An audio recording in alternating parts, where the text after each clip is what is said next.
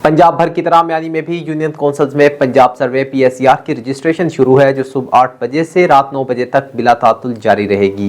Data entry में secretary साहिबान को कई मुश्किलात पेश आ रही है। इस हवाले से मज़ीद जानते हैं बिग न्यूज़ के नुमाइंदे मोहम्मद इकबाल बरताना से। जी इकबाल, आगाह कीजिएगा, क्या तफसीलात हैं आपके पास? जी बिल्कुल, मैं इस वक्त म्यानी की 3 यूनियन काउंसिल जहाँ पर इकट्ठी है और यहाँ पर पंजाब गवर्नमेंट की तरफ से PSER सर्वे की रजिस्ट्रेशन का जो है वो इत्माम किया गया है। यहाँ पर काउंटर बनाए गए हैं जो सुबह 8 बजे से लेकर रात 9 बजे तक बगैर किसी तत्तल के अपना काम सर अंजाम दे रहे हैं। यहाँ पर कई मुश्किलात जो है वो सेक्रेटरी साहबान को रजिस्ट्रेशन करने में आ रही हैं। मेरे साथ इस वक्त सेक्रेटरी अजीज साहब मौजूद हैं, उनसे जानते हैं कि क्या मुश्किलात है, उनका क्या तदारक होना चाहिए। जी, union council number 5, union council number 7 Bhairwal, union council number 5 Kot Ahmad Khan और यूनिक काउंसिल नंबर 4 म्यानी और यूनिक काउंसिल नंबर 3 कल्याणपुर, ये तमाम यूनिक काउंसिल यहाँ पर अपना काम कर रही हैं।